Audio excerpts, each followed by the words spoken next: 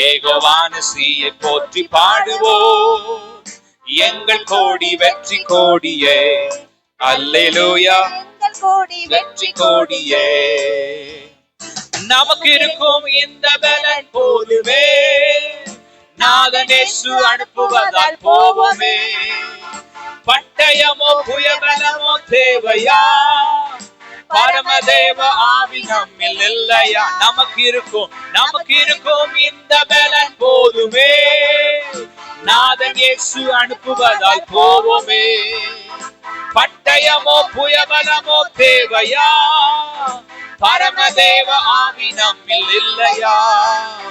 ஜீவதேவ சேனை அல்லவா, அல்லேலூயா, ஜீவதேவ சேனை அல்லவா. ஏகோவானசியை போற்றி பாடுவோம். எங்கள் கோடி வெற்றி கோடியே, அல்லேலூயா, எங்கள் கோடி வெற்றி கோடியே. ஏகோவானசியை போற்றி பாடுவோம். எங்கள் கோடி வெற்றி கோடியே, அல்லேலூயா, எங்கள் கோடி வெற்றி கோடியே. அல்லேலூயா. நம்முடைய ஆண்டவர் நம்மை ஜெயிக்க வைக்கிறதான ஆண்டவர். அவருடைய நாமம் மகிமைப்படுவதாக. ஒரே ஒரு முறை இந்த சரணத்தை மறுபடியும் பாட போகிறோம். கர்த்தர் துணை நின்று யுத்தம் செய்வாரே, கலங்கி நிற்க காரணங்கள் இல்லையே. எவ்வளவு சத்தத்தை உயர்த்தி பாட முடியுமோ நல்ல கைகளை தட்டி இந்த பாடலை பாட போகிறோம். கர்த்தர் துணை நின்று யுத்தம் செய்வாரே, கலங்கி நிற்க காரணங்கள் இல்லையே. கைகளை தளர்ந்திடாமல் காந்தியே கர்த்தர் இயேசு சத்திய ஆவி இருக்கிறார். சேர்ந்து பாடி மகிமைப்படுத்துவோம். கர்த்தர் துணை நின்று யுத்தம் செய்வாரே, கலங்கி நிற்க காரணங்கள் இல்லையே.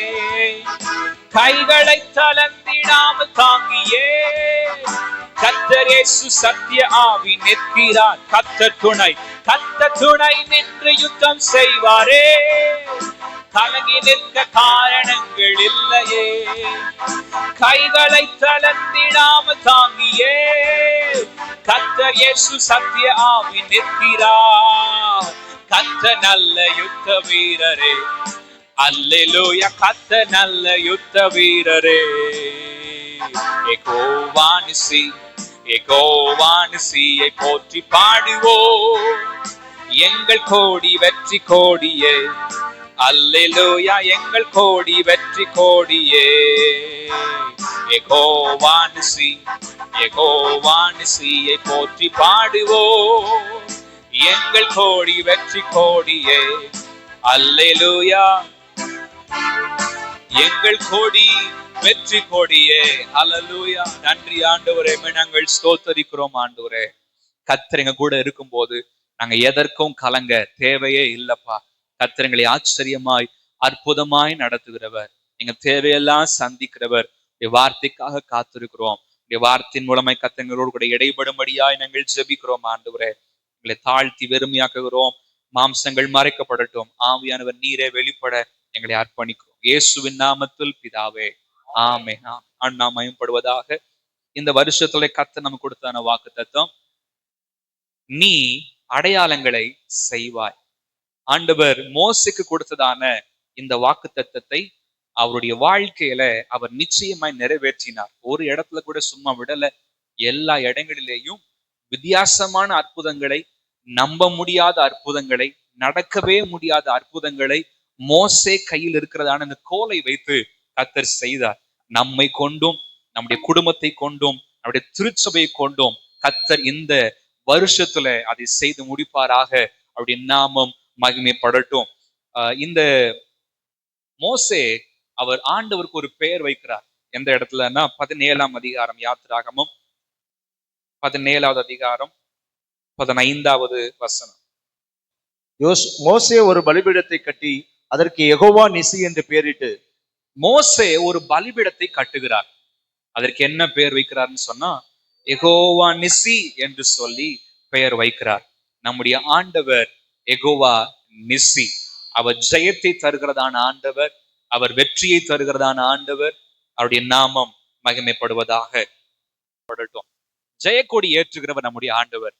ஆண்டுடைய நாமத்தினாலே நிச்சயமாய் நாம் ஜெயக்கொடி ஏற்ற போகிறோம். இந்த வருஷம் 31ஆம் தேதி ஆராதிக்கும் போது கர்த்தர் நம்முடைய வாழ்க்கையில அநேக ஜெயங்களை அவர் தரப்போகிறார். அவர் கையில கொடுத்திருக்கிறதான அற்புதமான கோலை வச்சு ஆண்டவர் இந்த வருஷத்துல நிச்சயமாய் பெரிய காரியங்களை அவர் செய்யத்தான் போகிறார் அப்படின்னு நாம மகிமைப்படுவதாக.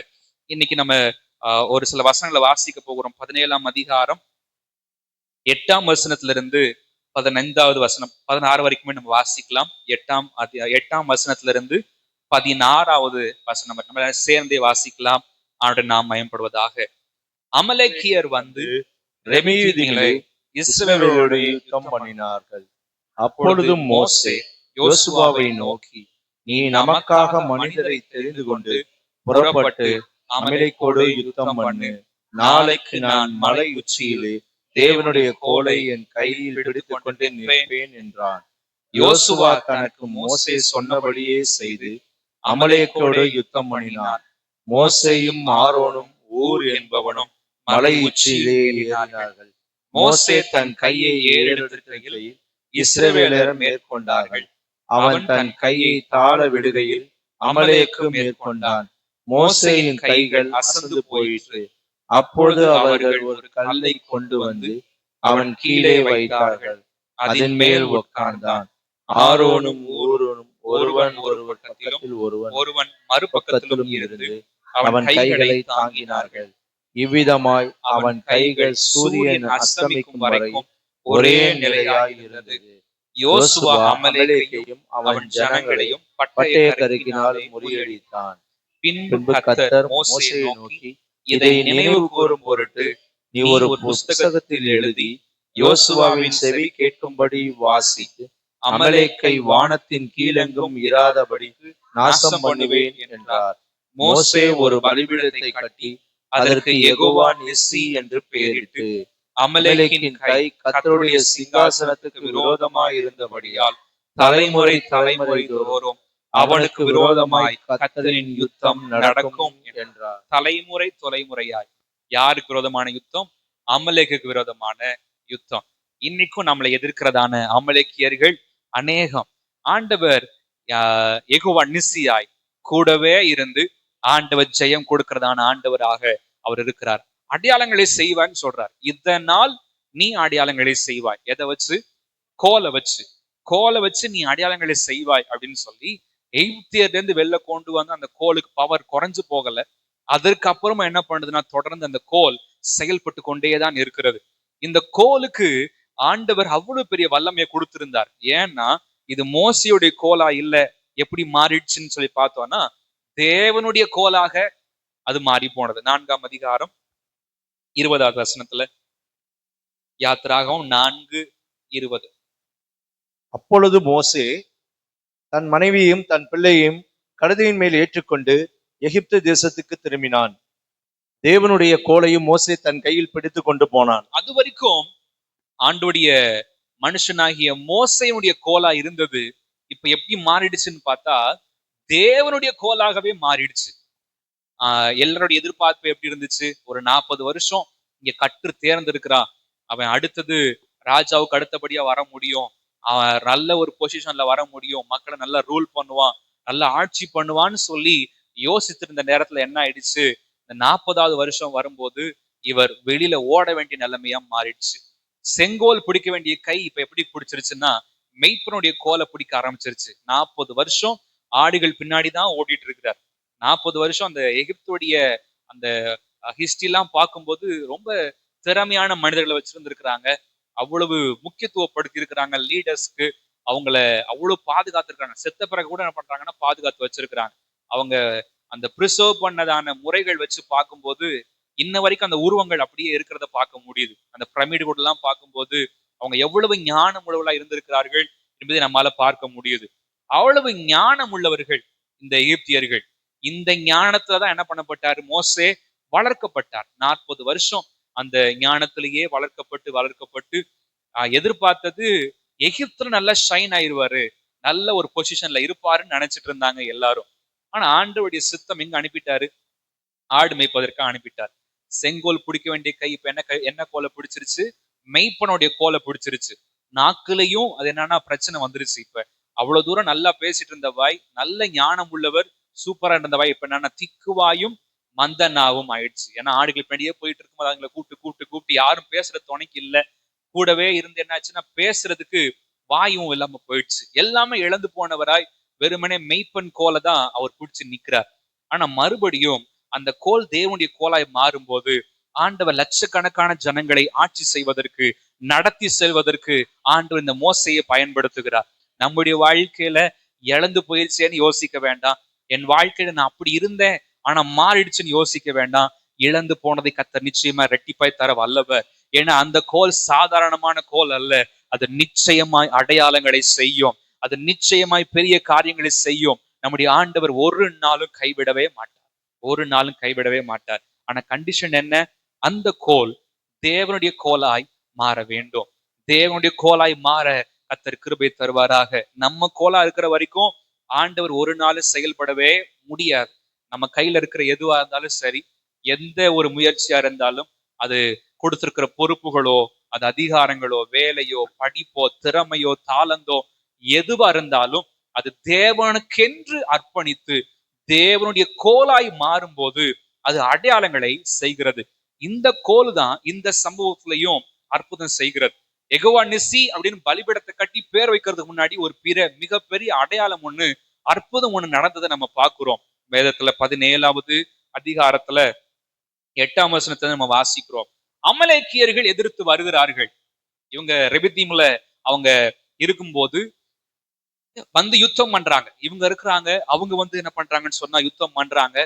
மக்களை காப்பாற்றணும், மக்களை எப்படியாவது அந்த அமலேக்கிட்ட இருந்து விடுவிக்கணும் அப்படின்னு சொல்லி இந்த யோசுவாட்ட சொல்றாரு, யோசுவா நீ போகணும், நீ மனுஷரை தெரிந்து கொண்டு போய் நீ அமலேக்கோட யுத்தம் பண்ணணும் அப்படின்னு சொல்லி அவர் சொல்லுகிறார். சொல்லிட்டு அடுத்து என்ன பண்றாருன்னா கடைசியில சொல்றாரு, நான் மலை உச்சியில் தேவனுடைய கோலை என் கையில் பிடித்து கொண்டு நிற்பேன் என்று அவர் சொல்லுகிறார். தேவனுடைய கோலை நான் கையில பிடிச்சிட்டு மழையில நிற்பேன் அப்படிங்கிறார். இந்த யுத்தத்திற்கும் இந்த கோலுக்கும் நெருங்கின சம்பந்தமானது இருக்கிறதாக நம்ம இங்கே பார்க்கிறோம். இந்த கோல் எப்பெல்லாம் மேல உயர்ந்துச்சோ அப்ப இஸ்ரவேல ஜெயிச்சாங்க. மோசே எப்ப தாளை கீழே விட்டாரோ அப்ப என்ன பண்ணாட்டாங்கன்னா அமலேக்கியர்கள் மேற்கொள்ளுகிறார்கள். நம்முடைய வாழ்க்கையில தேவனுடைய கோலாய் எது இருக்குமானாலும் அதை உயரத்துல பிடித்து நிற்க கர்த்தர் கிருபை தருவாராக. அப்படி நம்ம உயரத்துல பிடிக்கும் போது அது நிச்சயமாய் அமலேக்கியரை மேற்கொள்ளும், அமலேக்கியரை சங்கரிக்கும். தேவன் என்ன கொடுத்திருக்கிறார் என்பதை நாம் நிதானித்து பார்க்க, யோசித்து பார்க்க கர்த்தர் கிருபை தருவாராக. இந்த யெகோவா நிசி என்பதற்கான அர்த்தம் என்னன்னு சொன்னா, ஆண்டவருடைய வெற்றியை கொண்டாடுவதற்காக இந்த வார்த்தையானது மோசேயினால் வைக்கப்படுகிறது. ஆங்கிலத்தில் the Lord is my banner என்று சொல்லப்பட்டிருக்கிறது. ஒரு பேனர் எதுக்காக நம்ம வைப்போம்? நம்முடைய பேர் பிரஸ்தாபத்தை வெளில காட்டுறதுக்காக பேனர் என்பது வைப்பாங்க. இப்போதைக்கு பேனர் கலாச்சாரம் அது ஃபுல்லா வந்துருச்சு. என்னத்துக்காக? நான் இருக்கிறேன், நான் அப்படின்னு சொல்லிட்டு. ஆனா தேவ பிள்ளைகளுக்கு ஒரு பேனர் என்னன்னு சொன்னா, ஆண்டவர் தான் எனக்காக எல்லாவற்றையும் செய்கிறார், ஆண்டவர் எனக்காக யாவற்றையும் செய்து முடிக்கிறார். இந்த பேனரை மனசுல வச்சுதான் என்ன பண்றாருன்னா இங்க மோசே அவர் எழுதுகிறத நம்ம பாக்குறோம். யெகோவா நிசி கீழே புக்ல கூட எழுதுறாங்களாம். 14வது வசனத்தை வாசிக்கும் போது நீ ஒரு புஸ்தகத்தில் எழுதி அப்படின்னு சொல்லப்பட்டிருக்கிறது. யோசுவோட காது இருக்கிற மாதிரி நீ வாசி அப்படின்னு ஆண்டு சொல்லுகிறார். யெகோவா நிசி நிச்சயமாய் ஜெயம் தருகிறதான ஆண்டவர். நம்முடைய வாழ்க்கையில ஒரு ஜெய கொடியாக கர்த்தர் நம்மை உயர்த்தி வைக்க, அழகு பார்க்க விரும்புகிறார். இந்த யுத்தத்துல எந்த நாட்டு ஜெயிச்சாலும் அவங்க ஜெயிச்சதுக்கு, அவங்க வெற்றி கொண்டாடுறதுக்கு என்னதான் பண்ணுவாங்கன்னா அந்த கொடிய அந்த நாட்டுல போய் என்ன பண்ணிடுவாங்கன்னா நாட்டி வைப்பாங்க. ஏன் அப்படின்னு சொல்லி கேட்டா, அந்த கொடியில அவங்களுடைய முழு நாட்டுடைய அதிகாரமும் அவங்க இருக்கிறதாக நினைக்கிறார்கள். இந்த கொடிதான் உங்களை ஜெயிச்சிருக்குன்னு சொல்லி அந்த நாடு ஃபுல்லா என்ன பண்ணுவாங்கன்னு நிரப்பி வைப்பாங்க. இப்ப அரசியல் தலைவர் வரும்போது என்ன பண்ணுவாங்க, அந்த கட்சியோட கொடிய ரோட்ல 2 பக்கம் எங்கெல்லாம் தெரியுதோ அந்த எல்லா பக்கமும் கட்டி வைப்பாங்க. அந்த குச்சியில வச்சு கட்டுறது எல்லாமே அவங்கள வரவேற்கிறதுக்காக கட்டுறாங்க. கொடி எதை குறிக்கிறதுன்னு கேட்டா, அது ஒரு சுதந்திரத்தை குறிக்கிறது, ஒரு வெற்றியை குறிக்கிறது, மறுபடியும் பெற்றுக்கொள்கிறதான அனுபவத்தை அது குறிக்கிறது. நம்முடைய ஆண்டவர் இழந்து போன எல்லாவற்றையும் அவருடைய கொடியினாலே மீட்டு தர வல்லவராக அவர் இருக்கிறார். நம்ம செய்ய போறதில்ல, மாறாக அவரே எல்லாவற்றையும் செய்து முடிக்க அவர் வல்லவராக இருக்கிறார். அவருடைய நாமம் மகிமைப்படுவதாக. 60வது சங்கீதம் 4வது வசனத்தை வாசிக்கலாம். 60வது சங்கீதம் 4வது வசனம். சத்தியத்து நிமித்தம் ஏற்றும்படியாக உமக்கு பயந்து நடக்கிறவர்கள் ஒரு கொடியை கொடுத்தீர். உமக்கு பயந்து நடக்கிறவர்களுக்கு ஒரு கொடியை கொடுத்தீர் என்று பார்க்கிறோம். ஆண்டவருக்கு யாரெல்லாம் பயப்படுகிறார்களோ அவர்கள் வாழ்க்கையில ஒரு கொடியை அவர்கள் கொடுக்கிறார்கள். ஆண்டவர் கொடுக்கிறத நம்ம பார்க்கிறோம். கொடி என்பது எதை குறிக்கிறது? வெற்றியை குறிக்கிறது. நம்ம வாழ்க்கையில மிகப்பெரிய பிரகாசத்தை குறிக்கிறது, மிகப்பெரிய அடையாளத்தை குறிக்கிறது, அற்புதத்தை குறிக்கிறது. கர்த்தர் நம்முடைய கையில ஒரு கொடியை கர்த்தர் கொடுக்க இருக்கிறார்.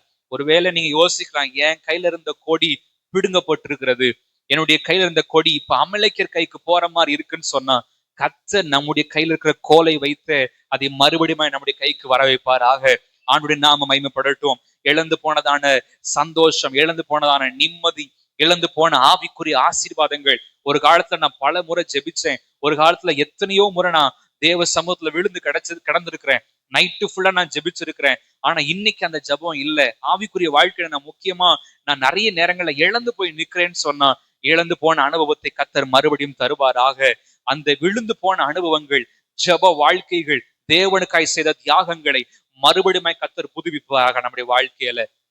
அமலேக்கியுடைய எண்ணம் என்ன? யுத்தம் பண்ணி நம்மள மடங்கடிக்கணும்னு தான் அமலேக்கியுடைய எண்ணம். ஆனா கர்த்தர் இருக்கிறார், கூடவே தான் இருக்கிறார். அவர் ஜெய கொடி ஏற்ற அவர் வல்ல உள்ளவராக இருக்கிறார். கர்த்தர் நின்று நமக்கு யுத்தம் செய்வார். கலங்கி நிற்க எந்த காரணமும் வேண்டாம், எந்த கவலையும் வேண்டாம். கைகளை தளர்த்தாம அந்த கோலோடு உயர்த்தி பிடிக்க கர்த்தர் கிருபை தருவாராக. இதனால் தான் அடையாளம், இந்த கோலை வச்சுதான் அற்புதம்.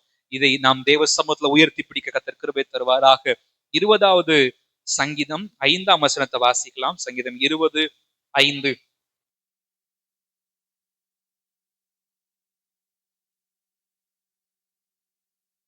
எங்களுடைய தேவனுடைய நாமத்தினால் கொடியேற்றுவோம், உமது வேண்டுதல்களை எல்லாம் கர்த்தர் நிறைவேற்றுவாராக.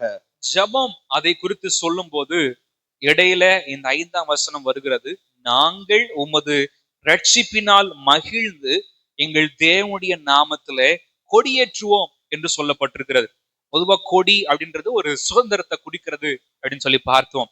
2வது கொடி எதை குறிக்கிறது? நம்முடைய வாழ்க்கையில ஆண்டவர் பயந்து நடக்கிறவர்களுக்கு கர்த்தரே ஒரு சுதந்திரத்தை கொடுக்கிறார், அவரே வெற்றியை கொடுக்கிறார். இழந்து போனதான காரியங்களை மறுபடியுமாய் கர்த்தர் கொடுக்கிறார். இந்த இடத்துல நம்ம பார்க்கும்போது ஜெபங்களுக்கு கர்த்தர் பதில் தருகிறத பார்க்கிறோம். 20ஆம் சங்கீதம் 1ஆம் வசனத்துல இருந்து நம்ம தொடர்ந்து வாசிக்கும் போது ஆண்டவர் ஜெபத்தை கேட்கிறார். ஆபத்து நாளிலே கர்த்தர் உமது ஜெபத்தை கேட்பாராக என்று சொல்லி ஆரம்பிச்சு அந்த சங்கீதம் ஜெபத்தை குறித்து பேசுகிறது.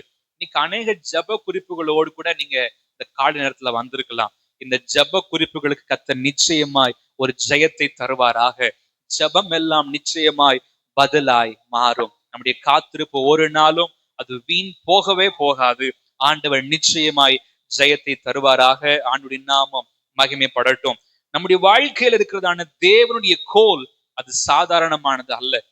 எதை கொடுத்திருக்கிறாருன்னு சொல்லி கர்த்தர் நமக்கு உணர்த்தி இருக்கிறார். ஒருவேளை எனக்கு தெரியல, என் கையில என்ன கோலை கர்த்தர் கொடுத்திருக்கிறார் அப்படின்னு தெரியலன்னு சொன்னா, ஜெபிக்க ஆரம்பிங்க. ஆண்டவரே, எனக்குன்னு நீங்க என்ன கொடுத்திருக்கிறீங்க, என் கையில என்ன கொடுத்திருக்கிறீங்கன்னு சொல்லி ஜெபிக்க ஆரம்பிங்க. உங்களுக்கு தெரியலையா, உபவாசம் பண்ணி ஜெபம் பண்ண ஆரம்பிங்க. அதையே வாஞ்சியா வச்சு, அதையே நோக்கமா வச்சு, என் கையில என்ன கொடுத்திருக்கிறீங்க ஆண்டவரே, நான் செய்வதற்காக, நான் உமக்காக ஜெயக்கொடி ஏற்றுவதற்காக என் கையில எந்த கோலை கொடுத்திருக்கிறீங்கன்னு சொல்லி ஜெபத்துல காத்திருங்கள். ஆண்டவர் நிச்சயமாய் வாழ்க்கையில பெரிய காரியங்களை செய்து வெளிப்படுத்துவார். அது ஒருவேளை பாடுற தாளந்தா இருக்கலாம், அது பிரசங்க பண்ணுகிற தாளந்தா இருக்கலாம், நல்ல பேசுகிற தாளந்தாக இருக்கலாம். ஆண்டவர் நமக்கு கொடுத்திருக்கிறதான கோல் என்பது ஒவ்வொருத்தருக்கும் வித்தியாசமானது. எல்லாத்துக்கும் இப்படிதான் கொடுத்திருக்கிறார், ஒரே மாதிரி இருக்கும்னு கிடையாது. ஆண்டு வித்தியாசமாக கொடுத்திருக்கிறார். இந்த கோலை வச்சுதான் அற்புதம், இந்த கோலை வச்சுதான் அடையாளம். இதை கொண்டுதான் கர்த்தர் ஜெய கொடியை நம்ம வாழ்க்கையில ஏற்ற போகிறார். அப்படி நாமம் மகிமைப்படுவதாக. தேவனுடைய கோலாய் மாற வேண்டும். இந்த கோல் எப்படி இருந்தால் நம்ம அமலேக்கியரை ஜெயிக்க முடியும், அல்லது இந்த கோல் எப்படி இருந்தால் யெகோவா நிஸ்ஸி என்று நம்ம கொண்டாட முடியும் என்பதை இந்த நாள்ல நம்ம தியானிக்க போகிறோம். ஆண்டவருடைய நாமம் மகிமைப்படுவதாக. யாத்திராகமம் 17ஆம் அதிகாரம் 11வது வசனம். யாத்திராகமம் 17:11. மோசே தன் கையை ஏறெடுத்திருக்கையில் இஸ்ரவேலர் மேற்கொண்டார்கள். அவன் தன் கையை தாழ விடுகையில் அமலேக்கு மேற்கொண்டான். ஏறெடுத்திருக்கையில் இஸ்ரவேலர் மேற்கொள்ளுகிறார்கள், தாள விடுகையில் அமலேக்கியர்கள் மேற்கொள்ளுகிறார்கள். தேவனுடைய பிள்ளைகள் ஒவ்வொரு நாளும் தேவனை நோக்கி ஏறெடுக்க வேண்டியதான அநேக விஷயங்கள் உண்டு. எதுல? ஜபத்துல. ஜபமானது ஒரு தேவனுடைய பிள்ளையுடைய வாழ்க்கையில அதிகமாகும் போது ஜெயிப்பதற்கு கர்த்தர் நமக்கு உதவி செய்கிறார்.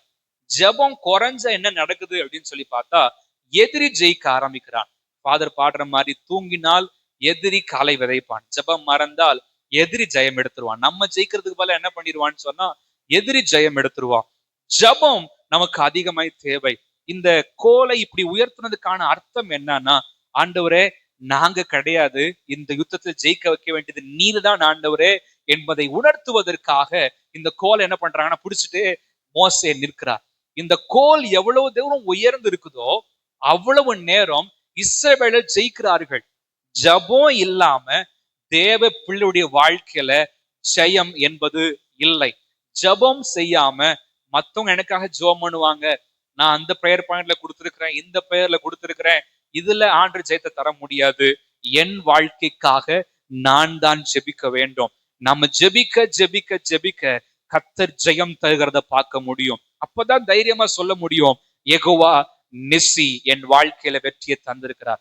இந்த வருஷம் முழுவதும் கர்த்தர் நமக்கு ஜெயத்தை தரணும், அமலேக்கியர் கையில இருந்து விடுதலையாக்கணும், நமக்கு இன்னும் அதிகமான அடையாளங்களை செய்யணும், அற்புதங்களை செய்யணும், நம்ப முடியாத காரியங்களை கர்த்தர் செய்யணும்னு சொன்னா ஜபம் இல்லாம கர்த்தர் செய்யவே முடியாது. நம்ம தனியா ஜெபம் பண்ணணும், குடும்பமா சேர்ந்து ஜெபிக்கணும், நம்ம திருச்சபையா இணைந்து நம்ம ஜெபிக்கும் போதுதான் கர்த்தர் கிரியை செய்ய முடியும். ஜபம் இல்லாம கர்த்தரால் செய்ய முடியுமா? செய்ய முடியும். அவர் வல்லமை உள்ளவர், ஆனா அப்படி செய்ய மாட்டார். ஏன்னா நம்முடைய ஜபம் என்ன சொல்ல வருகிறது அப்படின்னு கேட்டா, ஆண்டவரே ஏன் பலன் கிடையாது, நான் உம்மை சார்ந்திருக்கிறேன். இதுதான் ஜபத்தினுடைய ஆழமான உட்கருத்து. என்னன்னா, நான் அல்ல ஆண்டவரே, உம்மைதான் நான் சார்ந்திருக்கிறேன். இன்னைக்கு ஜெபம் பண்ணி காலையில, ஆண்டவரே அப்பா இன்னைக்கு என் வாழ்க்கைய உங்க கையில கொடுக்குறேன்னு சொன்னா என்ன அர்த்தத்துல சொல்றோம்? நான் இல்லப்பா, நீங்க தான் என்னை பார்த்துக்கணும். அவர் சார்பில, அவர் பக்கத்துல நம்முடைய வேண்டுதல்களை சொல்லும் போது இதுதான் ஏறெடுத்திருக்கிறதான அனுபவம். எனக்கு ஒத்தாசி வரும் பர்வதங்களுக்கு நேராக என் கண்களை ஏறெடுக்கிறேன் என்று சொல்லுகிறார். ஏறெடுப்பது என்பது, ஆண்டவரே நீங்க அல்லப்பா, ஆண்டவரே எங்களுடைய வாழ்க்கையில மன்னிக்கணும், நாங்கள் அல்ல, நீங்க தான் எங்க வாழ்க்கையில அற்புதங்களை செய்யறவங்க, அடையாளங்களை செய்யறவங்கன்னு சொல்லி தேவ சமூகத்துல அதிகமாய் சார்ந்திருக்க கர்த்தர் கிருபை தருவாராக. நான் அல்ல ஆண்டவரே, எல்லாம் என் வாழ்க்கையில் நீர்தான், நீங்க இல்லாம நான் இல்லை என்கிறதான ஒரு உச்சிதமான எண்ணம் தான் இங்கே வெளிப்படுகிறது. கையை மேல உயர்த்துகிறதான அனுபவம். பொதுவா கையை உயர்த்தி எதுக்காக உயர்த்துவாங்கன்னு கேட்டா, சரண்டர் பண்றதுக்காக தான் உயர்த்துவாங்க.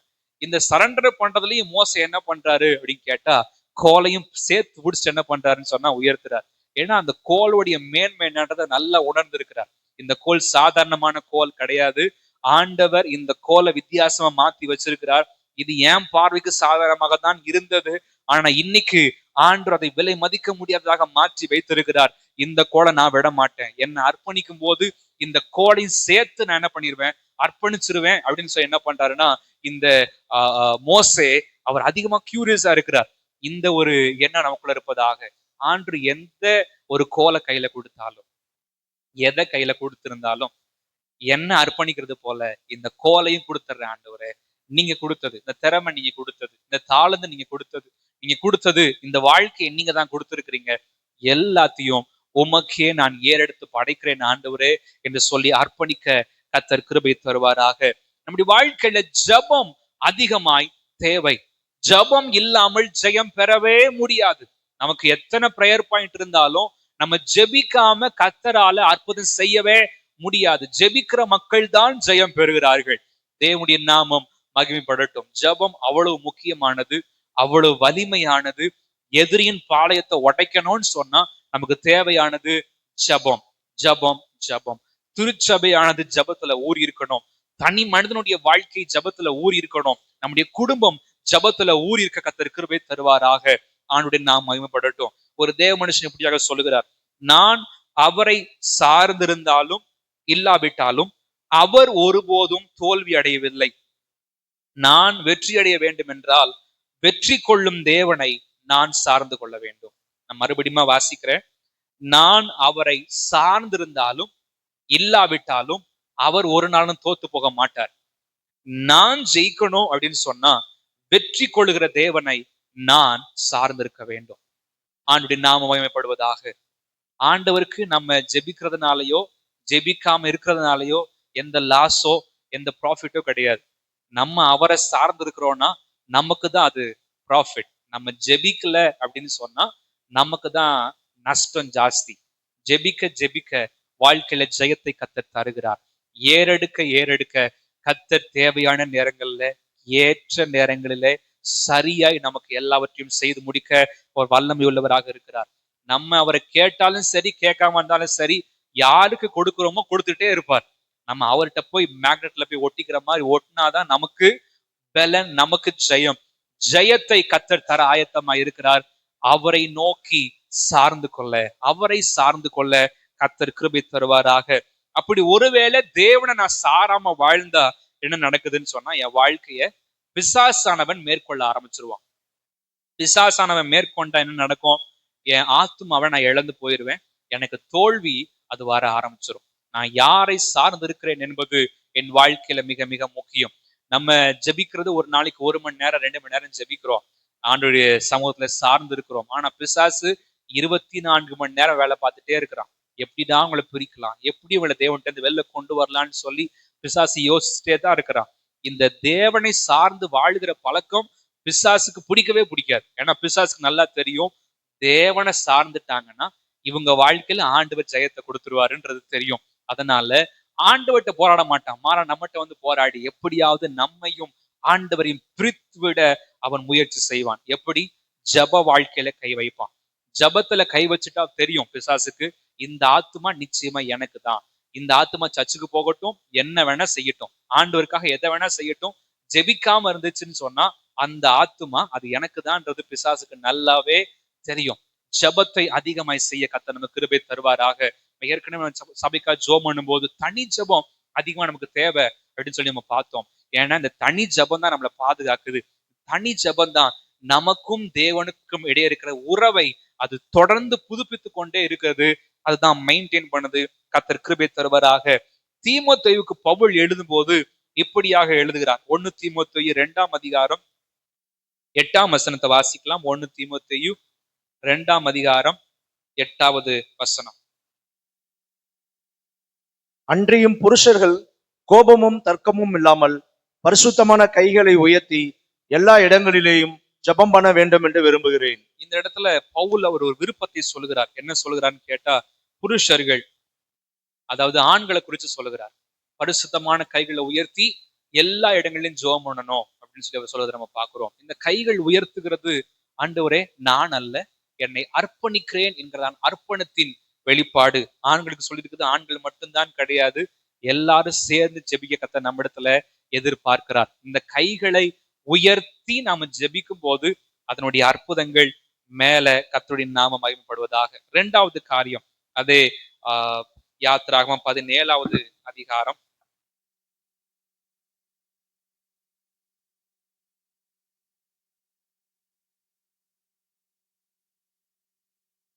9ஆம் வசனம் 10ஆம் வசனம். அப்பொழுது மோசே யோசுவாவை நோக்கி, நீ நமக்காக மனிதரை தெரிந்து கொண்டு புறப்பட்டு அமலேக்கோடு யுத்தம் பண்ணு. நாளைக்கு நான் மலை உச்சியிலே தேவனுடைய கோலை என் கையில் பிடித்து கொண்டு நிற்பேன் என்றான். யோசுவா தனக்கு மோசே சொன்னபடியே செய்து அமலேக்கோடு யுத்தம் பண்ணினான்.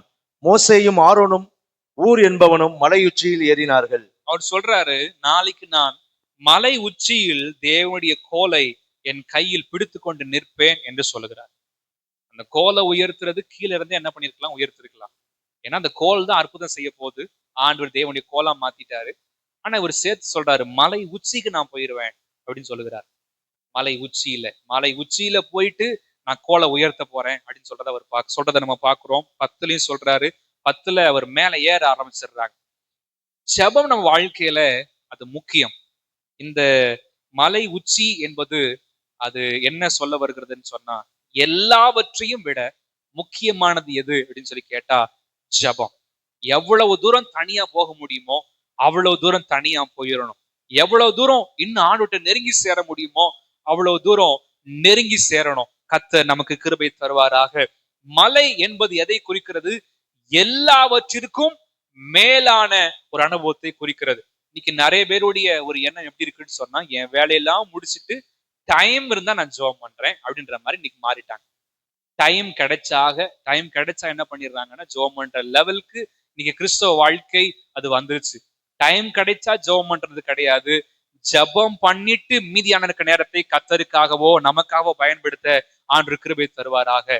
ப்ரையாரிட்டி நம்ம கொடுக்கணும், முக்கியத்துவம் கொடுக்கணும் ஜெபத்திற்கு. ஜெபம் இல்லாம ஜெயம் இல்லைன்னு பார்த்தோம். இன்னைக்கு நிறைய பேர் நினைச்சுக்கிறாங்க, நான் இப்படி ஜெபம் பண்ணிட்டேன்னா கர்த்தருடைய ஜெபத்தை கேட்பாருன்னு சொல்லி. அது மிக மிக உச்சிதமான ஒரு அனுபவம். மலை உச்சிக்கு அது போகணும். ஆண்டவர் அப்படிதான் விரும்புறார். இந்த மோசையை இந்த ஒரு இடத்துல மட்டும் இல்ல, தனியா கூப்பிடுறாரு. எங்க கூப்பிடுறாரு? மலைக்கு தான் மேல கூப்பிடுறாரு. ஏன்னா மலையில தான் மாதிரிகள் காட்டப்படுகிறது. ஆசரிப்பு கூடாரம் எப்படி இருக்கணும், தேவன் வாசம் பண்ணுகிற இடம் எப்படி இருக்கணும், என்னென்ன காரியங்கள் செய்யணும், எப்படி செய்யணும்ன்றது எங்கதான் ஆண்டவர் காட்டுறாருன்னு கேட்டா மலையில தான் கர்த்தர் பேசுகிறார். மலை உச்சி என்பது அது வித்தியாசமான ஒரு அனுபவம். தேவனோடு கூட நெருங்கி வாழ்கிறதான ஒரு அனுபவம். இன்னைக்கு போனுக்கு கொடுக்கிற முக்கியத்துவத்தை நம்ம ஜெபத்துக்கு கொடுக்கறது இல்லை. மற்ற மனுஷனுக்கு கொடுக்கிற முக்கியத்துவத்தை ஜெபத்துக்கு கொடுக்கறது இல்லை. மற்ற வேலைகளுக்கு கொடுக்கிற முக்கியத்துவத்தை ஜெபத்துக்கு கொடுக்கறது இல்லை. இந்த ஜெபம் நம்ம வாழ்க்கையில ஜெயத்தை கொண்டு வரணும்னா ஜெபத்திற்கு முக்கியத்துவம் நமக்கு வேணும். ப்ரையாரிட்டி கொடுக்கணும் ஜெபத்திற்கு.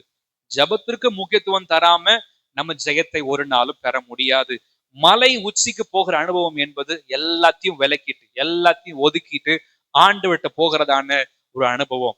பொதுவா ஜெப நேரத்துல போகும்போது பைபிள், நம்முடைய டைரி, ஒரு பேனா இதை மட்டும் எடுத்துட்டு போறது ரொம்பவே நல்லது. இதுதான் என்ன பண்றதுன்னு சொன்னா நம்மள தேவனத்துல நெருங்கி சேர்க்குது. கொஞ்சம் போனை எடுத்துட்டு போயிட்டோம்னா அது நிச்சயமா என்ன பண்ண முடியாதுன்னா ஜெபத்தையே பண்ண விடாது. ஏதாவது ஒரு டிஸ்ட்ராக்ஷன், ஒரு லைட்டா டைம் தான் பாக்குற மாதிரி இருக்கும். ஆனா என்ன நடக்கும் கேட்டா அடுத்தடுத்த வேலைக்கு தாண்டி போய் ஒரு நோட்டிபிகேஷன் வரும். அடுத்து இதை மட்டும் தானே பார்த்துட்டு வந்துருவோன்ட்டு வருவோம். ஆனா போக போக என்ன ஆயிரும், ஜெப சிந்தம் மாறிடும், மலை உச்சின்ற அந்த அனுபவம் மாறிடும். ஆண்டவர் வந்து உட்கார்ந்துருப்பாரு, நம்ம என்ன பண்ணோம், நம்ம வேலையை பார்த்துட்டு இருப்போம். ஜெப நேரம்னு ஒண்ணு பிக்ஸ் பண்ணிட்டு தேவ சமூகத்துல போய் உட்கார்ந்து இருக்கும் போது ஆண்டவர் அங்கே வந்து விடுகிறார். அந்த இடத்துக்கு ஆண்டவர் வந்துடுறாரு, நமக்காக வெயிட் பண்ணிட்டே இருக்கிறார். நம்ம அந்த ஜெப நேரத்துல மற்ற காரியங்களை செய்யும் போது, இல்ல போன் பார்க்கும்போது, இல்ல ஐயோ ஜெப நேரத்துல மறந்துட்டேன்னு அடுத்த வேலைக்கு நம்ம போகும்போது இவர் உட்கார்ந்து இருக்கிறார். அப்ப அவருடைய பார்வை எப்படி இருக்கணும் கொஞ்சம் நம்ம யோசித்து பார்த்தோம்னா கஷ்டமா தான் இருக்கும். ஏன்னா ஜெப நேரத்துக்கு கர்த்தர் வந்துடுறார். ஏன்னா ஆண்டவர் நோக்கி உண்மையா கூப்பிடும் போது கர்த்தர் சமீபமா இருக்கிறார், பக்கத்துல வந்துடுறார். அவருடைய பார்வை எப்படி இருக்கும், எப்பா என்னை விடவாப்பா உனக்கு இந்த வேலை முக்கியமா போயிடுச்சு, என்னை விடவாப்பா அந்த நோட்டிபிகேஷன் முக்கியமா போச்சு, வாட்ஸ்அப்ல வர ஒரு மெசேஜுக்கு முக்கியத்துவம் உனக்கு நீ கொடுக்குற, உன் கூடவே உட்கார்ந்து இருக்கிறேன், உன் ஜெபத்தை கேட்பதற்காக உட்கார்ந்து இருக்கிறேன், நீ என்ன பேச போறேன்னு கேட்கறதுக்காக உட்கார்ந்து இருக்கிற, உனக்கு ஆசீர்வாதம் கொடுக்கறதுக்காக உட்கார்ந்து இருக்கிற. நான் முக்கியம் இல்ல, உனக்கு போன் முக்கியமா? நான் முக்கியம் இல்ல, உனக்கு உன் வேலைகள் முக்கியமா?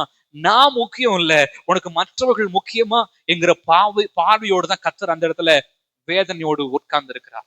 மலை உச்சி என்கிற அனுபவம் மத்த எல்லாத்தையும் விட்டுட்டு மேல போகிற அனுபவம். மேல போக போக போக எல்லா டிஸ்டர்பன்ஸும் குறைய ஆரம்பிக்கும்.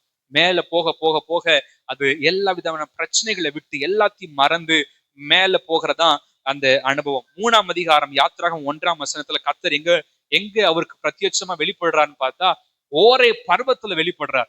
இந்த மோசையோட கோல் அற்புதம் செய்வதற்கு பல வித்தியாசமான காரியங்களை ஆண்டவர் செய்தாலும் மலை உச்சியில மலையில இந்த மோசைக்கு கர்த்தர் வித்தியாசமா வெளிப்படுகிறார். அக்கினி ஜுவாலை அது எங்கதான் பாக்குறாரு, அவர் ஓரே பர்வத்துல என்ன பண்றாருன்னு சொன்னா பாக்குறார். எப்பவும் இருக்கிற அதே சூழ்நிலையை விட்டுட்டு கொஞ்சம் ஆண்டரோடு தனித்து போக ஆண்டு உதவி செய்வாராக. தனித்து ஜெபம் பண்ண எல்லாத்தையும் விட்டுட்டு எல்லா டிஸ்டர்பன்ஸையும் விட்டுட்டு, ஆண்டவரே நீங்க எனக்கு முக்கியம், உங்க கூட இருக்கிற உறவு எனக்கு முக்கியம், இந்த ஜெப நேரம் முக்கியம்னு சொல்லி யார் அதிகமாய் பிரயாசப்படுகிறார்களோ அவர்கள் வாழ்க்கையில ஜெயத்தை அமலேக்கியர் தடுக்க முடியாது. அவர்கள் வாழ்க்கையில ஜெயத்தை எந்த பிசாசின் வல்லமையும் தடுக்க முடியாது.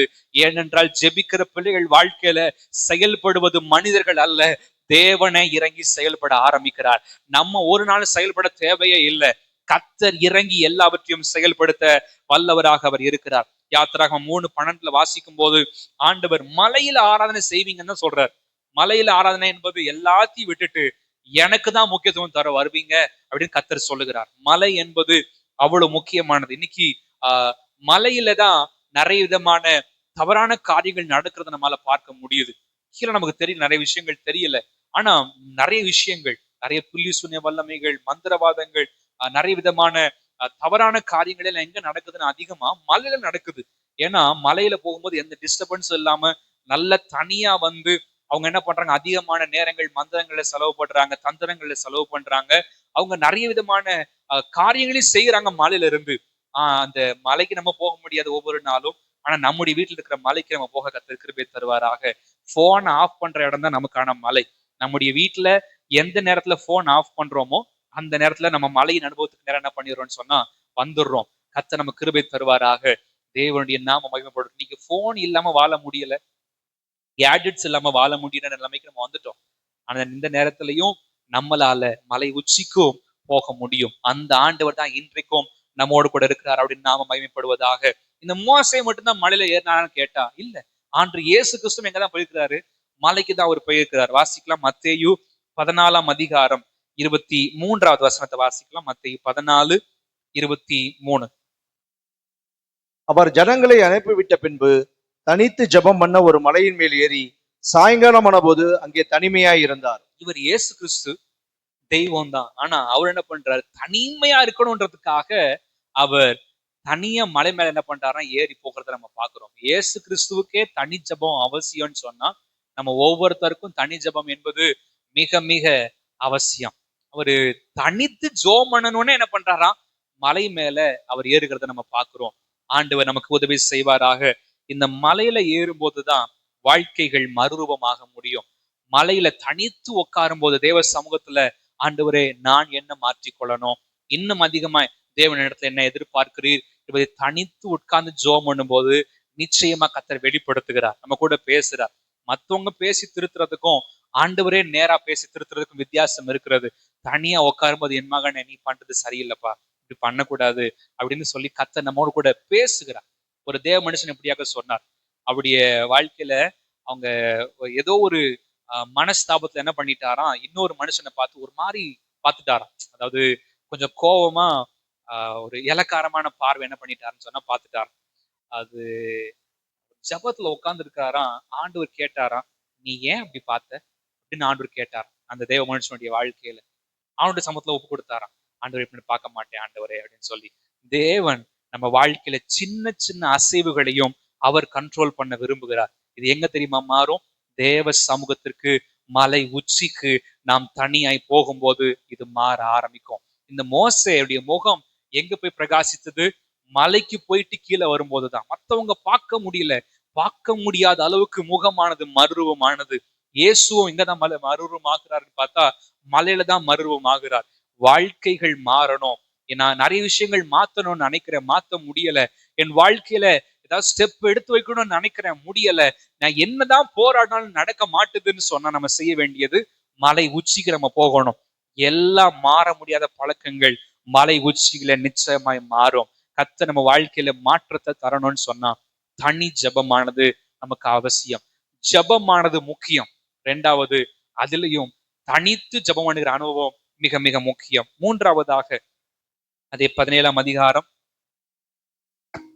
12வது வசனத்தை வாசிக்கலாம். 17:12.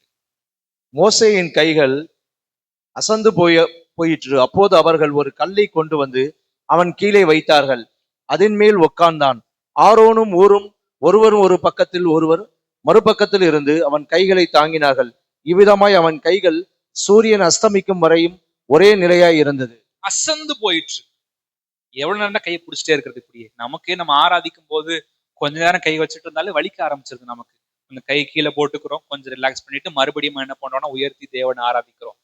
இவர் இவ்வளோ நேரம் அவங்க எத்தனை பேர் வந்திருப்பாங்க, ஒவ்வொருத்தரையா அடிச்சு நொறுக்கிற வரைக்கும் ஐயோ எப்படா முடிப்பாங்கன்ற மாதிரிதான் மோசே கை பார்த்துட்டு இருக்கோம். என்னடா வலிக்குது அப்படின்னு சொல்லி பார்க்கும்போது அசந்து போயிடுச்சு கை. ஏன்னா அவங்க இன்னும் முடிக்கல, இன்னும் அவங்க ஜெயிக்கல. ஜெயிக்கிற வரைக்கும் என்னதான் பண்ணிட்டு இருக்கணும், கைய உயர்த்தியே தான் இருக்கணும். நமக்கு அநேக நேரத்தில் ஜெபத்துல சோர்வு வருவது சகஜம்தான். என்ன ஆண்டவரே ஜெபம் பண்ணிட்டு இருக்கிற ஒண்ணு நடக்கல, சரி போங்க ஆண்டவரே அப்படின்னு சொல்லி நம்மளே என்ன பண்ணிடுறோம், நம்மளை டயர்ட் ஆக்கிட்டு ஜெபத்தை நிறைய நேரத்துல விட்டுடுறோம்.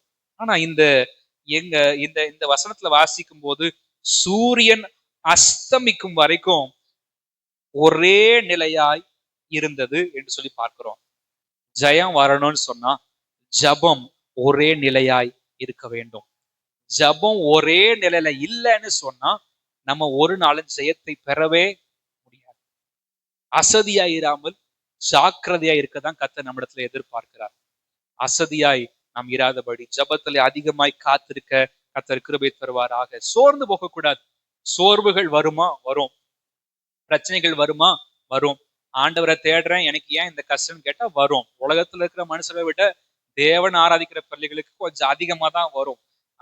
நார்மலான பிரச்சனையை விட பிசாசு கொடுக்குற பிரச்சனையும் கொஞ்சம் சேர்த்துதான் வரும். ஆனால் சோர்ந்து போகாமல் யார் ஒருத்தர் விடாப்பிடியாய் ஜெபிக்கிறார்களோ அவர்களை தான் கர்த்தர் ஜெயம் எடுக்க வைக்கிறார். நம்ம வாழ்க்கையில ஜெயம் வேணும்னா அசதி வரக்கூடாது, சோர்வு வரக்கூடாது. ஆண்டுடைய நாமம் மகிமைப்படட்டும். தேவ பிள்ளையுடைய வாழ்க்கையில எப்பெல்லாம் சோர்வு வருதோ மறுபடியும் தேற்றி கொள்ள நம்மளே திடப்படுத்தி கொண்டு தாவீதை போல மறுபடியும் ஜெபிக்க கர்த்தர் கிருபை தருவாராக. அசந்து போயிடுச்சு, கையை என்ன பண்றாங்கன்னா தாங்குறாங்க. யாரு? ஆரோனும் ஊரும் கையை தாங்கி பிடிக்கிறாங்க. சோர்ந்து போகும்போது ஜெபம் பண்ணாம அந்த ஒரு சூழ்நிலை இருக்கும்போது குடும்பமா சேர்ந்து உட்காந்து ஜெபம் பண்ண திட்டமிடுங்கள். ஒரு 2 பாட்டு சேர்ந்து உட்காந்து குடும்பமா பாடுங்க. அந்த சேர்ந்து உட்காந்து ஜெபிக்கிற ஜெபம் அது விட்டு போனதான அக்கினியை மறுபடியும் பற்ற வைக்கும். சேர்ந்து குடும்பமா சேர்ந்து உட்கார்ந்து ஜெபம் பண்ணும்போது இந்த ஒரு அனுபவம் நடக்குது. ஆண்டவர் நமக்கு கிருபை தருவாராக. ஜெபம் பண்ணும்போது கர்த்தர் நிச்சயமாய் ஜெயத்தை தருகிறார். ஆனா சோர்வு வரும். மனுஷங்க தான் நம்ம எல்லாரும். நமக்கு என்னைக்கா இருந்தாலும் என்னைக்காவது ஒரு நாள் ஒரு சோர்வு வரும். என்ன ஆண்டவரே என் வாழ்க்கையில் என்ன செய்யல, எனக்கு ரொம்ப டயர்டா இருக்குது ஆண்டவரே, ரொம்ப நான் ஜெபம் பண்ணி சோர்ந்து போன மாதிரி இருக்கிறேன், இவ்வளவு நாள் ஜெபம் பண்றேன் ஆண்டவரே, ஆனா ஒண்ணு நடக்கிற மாதிரி தெரியல, ஜெபம் பண்ணலாமான்னு தெரியல எனக்கு அப்படின்னு கேட்டா அந்த ஜெபத்திற்காக விடாதிருங்கள். மறுபடியும் தொடர்ந்து ஜெபம் பண்ணுங்க. கர்த்தர் அதுல அற்புதங்களை செய்ய வல்லவராக அவர் இருக்கிறார். ஜெபம் ஜெயத்தை தரும். வாழ்க்கையில தேவன் நம்மிடத்துல எதிர்பார்க்கிறது ஜெபம். முயற்சிகள் சாதிக்காததை முழங்கால் சாதிக்கும். நம்ம இது வரைக்கும் முயற்சிகள் நிறைய எடுத்திருக்கலாம், ஆனால் முழங்கால் நிச்சயமாய் அது சாதிக்கும் அப்படின்னு நாம் மகிமைப்படுவதாக. லூக்கா 18ஆம் அதிகாரம் 1ஆம் வசனத்தை வாசிக்கலாம். லூக்கா 18:1. எப்பொழுதும் ஜெபம் பண்ண வேண்டும் என்பதை குறித்து அவர்களுக்கு அவர் உவமையை சொன்னார். ஆண்டவருடைய விருப்பம் என்னன்னு சொன்னா சோர்ந்து போகாமல் எப்பொழுதும் ஜெபிக்க வேண்டும். ஆண்டவர் விரும்புறது சோர்ந்து போகாம ஜெபிக்கணும்னு சொல்லி. பிசாசுடைய விருப்பம் என்ன? இவங்க சோர்ந்து போயிடணும்னு சொல்லி பலவித சூழ்நிலை அனுப்புறான். ஆனா தேவ பிள்ளைகள் திடன் கொண்டு என் ஆண்டவர் எனக்காய் யுத்தம் செய்வார், நான் நம்பி இருக்கிற ஆண்டவர் ஒரு நாள் என்னை வெட்கப்படுத்த மாட்டார், அவர் யெகோவா நெஸ்ஸி, நிச்சயமா ஜெயம் கொடுக்கிற ஆண்டவர், வெற்றி தருகிற ஆண்டவர்னு சொல்லி தொடர்ந்து ஜெபிக்க கர்த்தர் நமக்கு கிருபை தருவாராக. ஒரு ஜெப ஆவி நமக்குள்ள ஊற்றப்படட்டும். எது நடந்தாலும், எவ்வளவு பிரச்சனைகள் வந்தாலும் என் ஜெபத்தை நான் விட மாட்டேன், நான் ஜெபம் பண்றதை விட மாட்டேன், யாக்கோபு போல போராடுவேன், ஆண்டவரை நான் விடவே மாட்டேன், என்ன ஆசீர்வதித்தால ஒழிய உங்களை விட மாட்டேன் ஆண்டவரே என்கிறதான ஒரு உறுதி, ஒரு வைராக்கியம், ஜெப ஆவி நமக்குள்ள ஊற்றப்படுவதாக. சோர்ந்து போகாமல் ஜெபிக்க கர்த்தர் நமக்கு உதவி செய்வாராக. யோனா ஜெபம் பண்றார். எங்க உட்காந்து ஜெபம் பண்றாருன்னா மீனுக்குள்ள உட்கார்ந்து. 2ஆம் அதிகாரம் 7வது வசனத்தை வாசிக்கலாம். யோனா 2:7.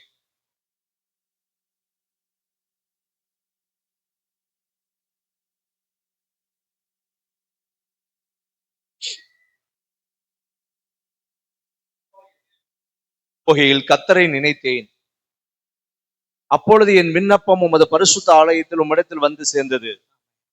அவரு ஜெபம் பண்றார். என் ஆத்துமா தொய்ந்து போகையில் உங்களை நினைக்கிற ஆண்டவரே அப்படின்னு சொல்லுகிறார். பொதுவா ஒரு தேவனுடைய பிள்ளை எப்ப ஜெபிக்கணும்னு சொன்னா ஜெபம் பண்ண பிடிக்காத போதுதான் அதிகமா ஜெபம் பண்ணணும். ஜெபம் பண்ண பிடிக்காத நேரங்கள்ல, ஜெபிக்க தோணாத நேரத்துலதான் என்ன பண்ணணும்னா அதிகமாக ஜெபிக்க வேண்டும் என்று சொல்லி தேவ மனுஷர்கள் சொல்லுகிறார்கள். ஏன்னா அந்த நேரம் தான் பிசாசு நம்ம மேல கை வைக்கிறதான நேரம்.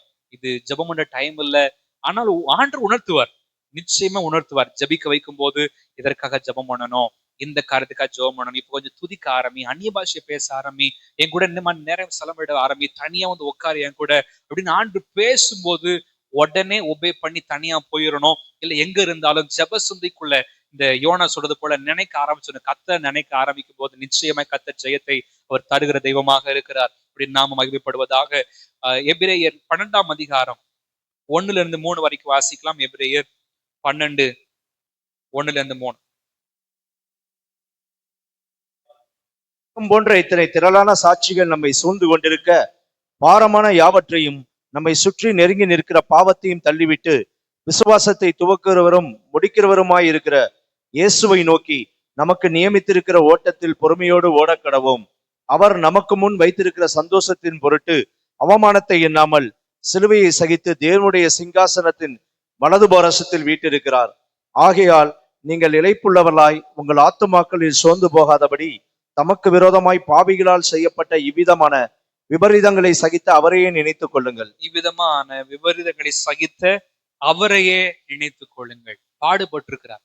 நமக்கு ஒரு பாடு வரும்போது, நமக்கு ஒரு வேதனை வரும்போது, நமக்குடைய கண்ணீர் அதிகமாகும் போது, மன வியாகுலங்கள் பெருகும் போது, ஆத்மா தொய்ந்து போகும்போது, வேதனை ஆகும் போது வசனம் கொடுக்கிறதான ஒரு அறிவுரை என்னன்னு கேட்டா, அவரை நினைச்சு பார்த்துக்கோங்க அப்படின்னு சொல்லுகிறார். அவர் அவ்வளவு வேதனையில கொண்டு போய் எங்கதான் ஜெபம் பண்றாருன்னா, கெத்செமனேல ஜெபம் பண்றாரு. ஆண்டவரே, என்னுடைய சித்தத்தின்படி அல்ல உம்முடைய சித்தத்தின்படியே ஆக கடவுதுன்னு சொல்லி அப்பவும் ஜெபிக்கிறார். பிரச்சனை வரும்போது தேவ சமூகத்துல போய் தனியா உட்கார்ந்து ஜெபிக்கக்கூடியதான ஒரு கிருபையை கர்த்தர் தருவாராக. நம்ம நல்லா இருக்கும்போது நல்லா ஜெபம் பண்றோம். ஆனா ஒரு பாடுன்னு வரும்போது, ஒரு பிரச்சனைன்னு வரும்போது நம்ம என்ன பண்ணிடுறோம்னு சொன்னா, ஜெபம் பண்றதை விட்டுட்டு ஆண்டவர்ட்ட கேள்வி கேட்க ஆரம்பிக்கிறோம். ஆண்டவர் அப்படி விரும்பல. பாடுகள் பிரச்சனை வரும்போது தேவ சமூகத்துல அதிகமாய் ஜெபிக்க கர்த்தர் நமக்கு கிருபை தருவாராக. சோர்ந்து போகிற நிலைமைகள் எது வந்தாலும் சோர்ந்து போக தேவையில்லை. ஏன்னா யுத்தம் பண்ண போறது நம்ம இல்ல, கர்த்தர் தான் யுத்தம் பண்ண போகிறார். யெகோவா நிசி அவர்தான் ஜெயம் கொடுக்க போகிறார். அவர்தான் வெற்றி தர போகிறார் நம்முடைய வாழ்க்கையில. நம்ம கையில இருக்கிற கோலை வச்சு கர்த்தர் அற்புதம் செய்யணும்னு சொன்னா ஜெபம் அதிகமாய் தேவை. ஜெபம் முக்கியமானது.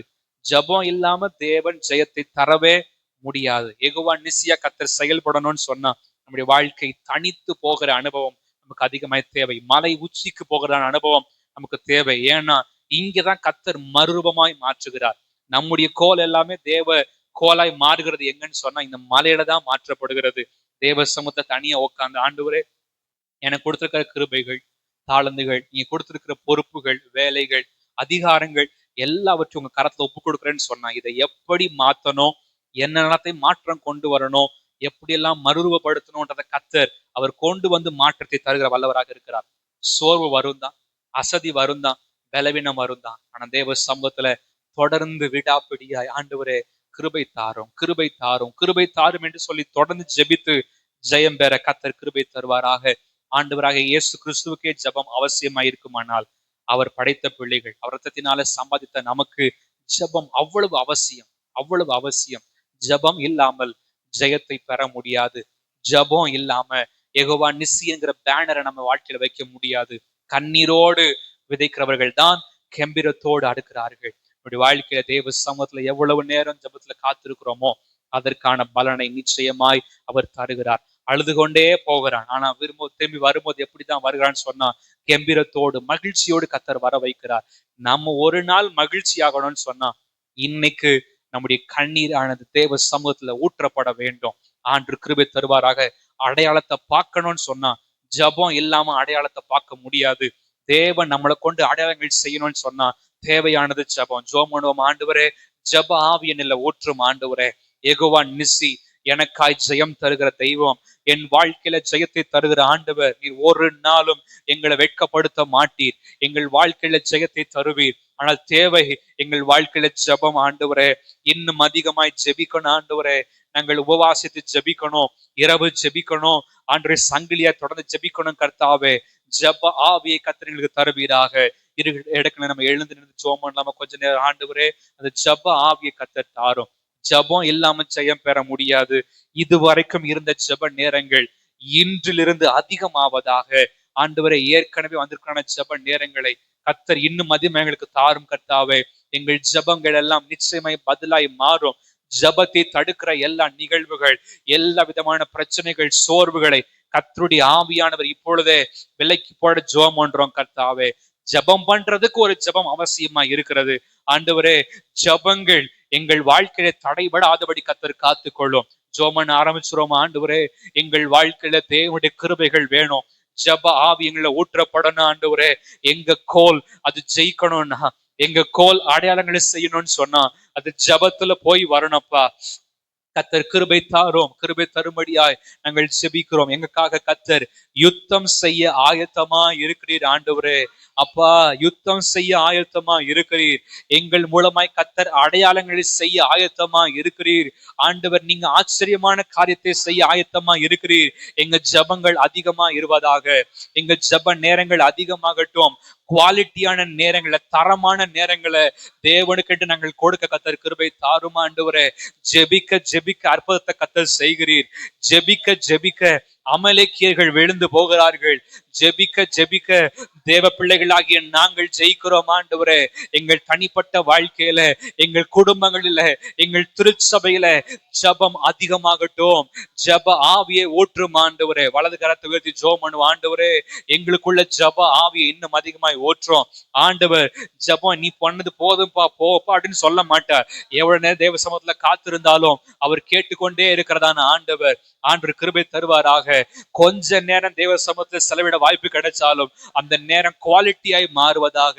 தரமான நேரமாய் மாறட்டும். எந்த விதமான இடையூறுகள் இல்லாமல் ஆண்டவர் கிருபை தரும்படியா நாங்கள் செபிக்கிறோம். ஆண்டவரே, நாங்கள் ஸ்தோத்தரிக்கிறோம். ஆண்டவரே, ஸ்தோத்தரிக்கிறோம். ஜபமே ஜீவ, ஜபம் ஜெய, ஜீவியத்திற்கு இதுவே சட்டம். ஜபமே ஜீவ, ஜபம் ஜெய, ஜீவியத்திற்கு இதுவே சட்டம். ஜபமே ஜீவ, ஜபம் ஜெய,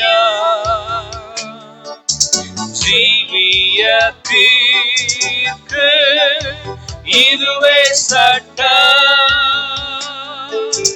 ஜபமே ஜீவ, ஜபம் ஜெய, ஜீவியத்திற்கு இதுவே சட்டம். ஊக்கத்துடனே ஓர் முகமாய் வாக்குத்தத்தத்தை பற்றிக் கொண்டு நோக்கத்தை எல்லாம் நேர்மையாக்கி கேட்கும்படி கிருபை செய்யும். ஜபமே ஜீவன், ஜபம் ஜெய, ஜீவியத்திற்கு இதுவே சட்டம். ஜபமே ஜீவன், ஜபம் ஜெய, ஜீவியத்திற்கு இதுவே சட்டம். ஜீவியத்திற்கு இதுவே சட்டம். ஜெயம் வேண்டுமா? அதற்கான சட்டம் ஜெயம், ஜபம் தான். ஜெயத்தை காண வேண்டுமானால், அடையாளத்தை பார்க்க வேண்டுமானால் ஜபம் இல்லாமல் செய்ய முடியாது. இந்த வருஷத்தின் முதல் வாரத்துல வந்திருக்கிற நம்மை தேவ சமூகத்துல அர்ப்பணிப்போம். ஆண்டவரே, இந்த வருஷம் முழுவதிலும் எங்க ஜப வாழ்க்கையில குறைவில்லாமல் காத்து கொள்ளும். ஆண்டவரே, ஜபம் ஒரு நாளும் குறையாதபடி ஒவ்வொரு நாளும் காத்து கொள்ளும். கர்த்தாவே, எப்பா, எங்களுக்கு தேவை ஜபம். ஜபம் எங்கள் வாழ்க்கையில முக்கியமானது. இந்த வார்த்தைகளை சொல்லி ஜெபம் பண்ணுவோம். ஆண்டவரே, எங்கள் வாழ்க்கையில ஜபம் முக்கியமானது. ஆண்டவரே, இத்தனை வருஷங்கள் நாங்கள் ஜெபித்த ஜபங்களை விட இந்த வருஷம் எங்கள் ஜபம் மிக மிக முக்கியமானது. மிக மிக தேவையானது. ஜெபம் இல்லாமல் ஜெயத்தை பார்க்க முடியாது. ஜெபம் இல்லாமல் அடையாளங்களை பார்க்க முடியாது. ஜெபம் இல்லாமல் தேவனுடைய தொடுதலை பார்க்க முடியாது. ஜெபம் இல்லாமல் தேவனுடைய நடத்துதலை பார்க்க முடியாது. ஜெபம் இல்லாமல் அமலேக்கியரை மேற்கொள்ள முடியாது. எங்களுக்கு ஜெபம் வேண்டும் கர்த்தாவே. ஜெபிக்கிற எங்களுக்குள்ள ஜெப ஆவியை கர்த்தர் போடு. நாங்கள் ஜெபம் பண்றோம். எங்களுக்குள்ள ஒரு ஜெப ஆவி ஆண்டவரே, குவாலிட்டியான ஜெப ஆவி ஆண்டவரே. குவான்டிட்டி முக்கியம் இல்லப்பா, எங்களுக்குள்ள குவாலிட்டி முக்கியம். எவ்வளவு நேரம் ஜெபிக்கிறோன்றதை விட எப்படி ஜெபிக்கிறோன்றதுதான் எங்களுக்கு முக்கியம். எங்க வாழ்க்கையில ஜெப தரங்கள் உயர்வதாக ஆண்டவரே. எங்க வாழ்க்கையில ஜெபம் அதிகமாய் முக்கியமாய் பார்க்கப்படணும் ஆண்டவரே. கர்த்தர் கிருபை தாரும். தனித்து மலை உச்சியில தேவ சமூகத்துல காத்திருக்கிற அனுபவத்தை கர்த்தர் தாரும். அன்று எந்தவித டிஸ்டர்பன்ஸ் இல்லாம எங்களுக்கு எந்த நேரம் ஆண்டவர் சமூகத்துல தனியா ஜெபம் பண்ண முடியுமோ தனியாய் ஜெபம் பண்ண கர்த்தர் கிருபை தாரும். இந்த ஜெப நேரங்கள் அதிகமாகட்டும் கர்த்தாவே. ஜெப நேரத்தை திருடுகிற எதுவா இருந்தாலும் இயேசுவின் நாமத்தினால இப்பொழுது எங்கள் வாழ்க்கையை விட்டு விலகு என்ற கட்டளை கொடுக்கிறோம். இயேசுவின் நாமத்தினால எங்களை சீல் பண்ண விட்டு கொடுக்கிறோம்ப்பா. எங்களை ஜெப ஆவியினால் நிரப்பப்பட ஒப்பு கொடுக்கிறோம்.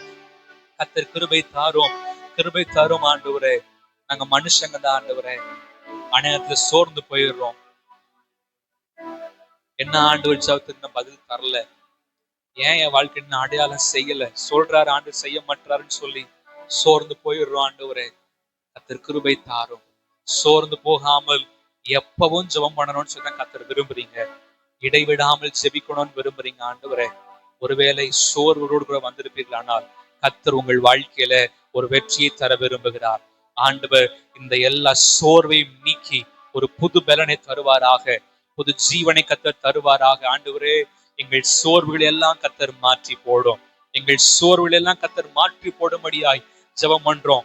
ஆண்டவர்கிட்ட ஏன் ஆண்டவரேன்னு கேள்வி கேட்டதை விட்டுட்டு, ஆண்டவரே என் வாழ்க்கையில ஜெயத்தை தாரும், என் வாழ்க்கையில கைவிட்டுறாதீங்க ஆண்டவரே, என் வாழ்க்கையில விட்டுறாதீங்க ஆண்டவரே, எனக்கு கிருபை தாரும் ஆண்டவரே. நான் ஜெயிக்கணும் கர்த்தாவே.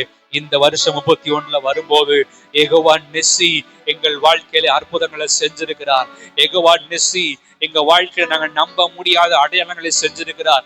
எங்க கையில் இருக்கிற சின்ன கோலை வச்சு கர்த்தர் அடையாளங்களை செஞ்சிருக்கிறாருன்னு சொல்லி நாங்க சாட்சி கொடுக்கணும் கர்த்தாவே. கர்த்தர் கிருபை தர வேண்டுமா ஜெபம் பண்றோம். எங்க ஜெபங்கள் அதற்கு ஆதாரமாய் மாறட்டும். எங்க ஜெபங்கள் அதற்கு அஸ்திபாரமாய் மாறட்டும். ஜெபத்தை கெடுக்கிறதான எல்லா எதிர் வல்லமைகள் இயேசுவின் நாமத்தினாலே இப்பொழுது விலகுவதாக. ஜெப நேரத்தை கெடுக்க நினைக்கிறதான சத்ருவின் தந்திரங்கள் இயேசுவின் நாமத்தினாலே விலகுவதாக. விலகட்டும் கர்த்தாவே. எங்க ஜெப நேரங்கள் அதிகரிக்க போகிற தயவிற்காக ஸ்தோத்திரம். ஜெப நேரங்களை கர்த்தர் அதிகரிக்க போகிற தயவிற்காக ஸ்தோத்திரம். உமக்கு ஸ்தோத்திரம், உமக்கு ஸ்தோத்திரம் ஆண்டவரே. கர்த்தர் கிருபை தாரும், உதவி செய்யும் கர்த்தாவே. நாங்க உங்களை தான் சார்ந்து இருக்கிறோம். எங்க ஜெப நேரங்கள் என்ன சொல்றதுன்னு சொன்னா, நாங்கள் அல்ல, எங்களுக்கு எல்லாமே நீர்தான். எங்களால ஒண்ணு செய்ய முடியாது, நீங்க தான் எல்லாத்தையும் செய்ய முடியும்னு சொல்றதுதான் எங்க ஜெப நேரங்கள். அது அதிகமாகட்டும் கர்த்தாவே. எங்களை விட்டு கொடுக்கிறோம். அது முக்கியமானது, அது தனித்துவமானது, அது தொடர்ந்து செய்யப்பட வேண்டியது கர்த்தாவே. ஜெப ஆவியை தாரும். கெத்செமனே தோட்டத்துல கர்த்தர் ஜெபம் பண்ணீங்களே, அவ்வளவு வியாகுலத்தோடு அவ்வளவு வேதனையிலையும் கர்த்தர் ஜெபம் பண்ணீங்களே, இந்த ஜெப ஆவியை கர்த்தர் எங்களுக்கு தாரும், எங்களுக்கு தாரும் ஆண்டவரே.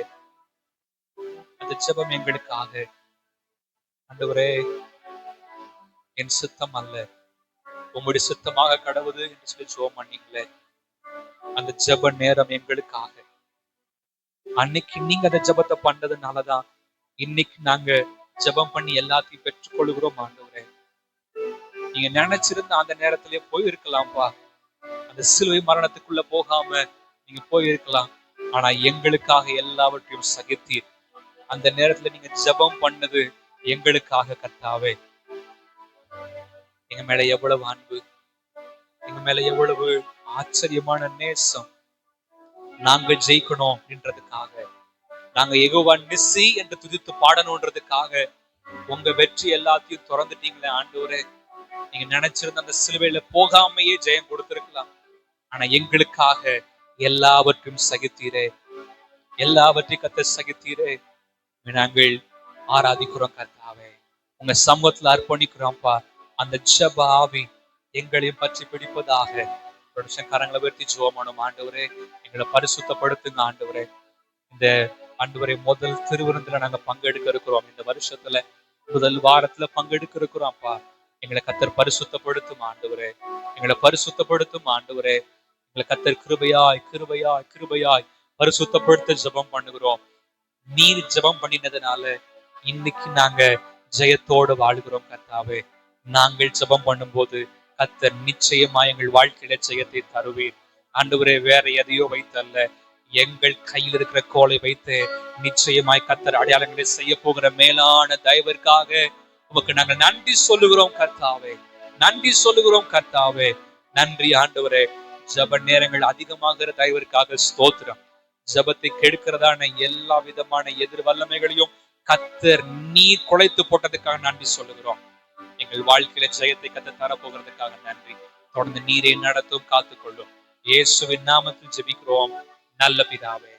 ஆமென், ஆமென், ஆமென். இந்த திருவிருந்திற்கு நம்மை ஆயத்தப்படுத்துவோம். பிதா, குமாரன், பரிசுத்த ஆவியின் நாமத்தினாலே முழுகி ஞானஸ்தானம் பெற்றவர்கள் இந்த திருவிருந்திற்கு தகுதி உள்ளவர்களாய் இருக்கிறார்கள்.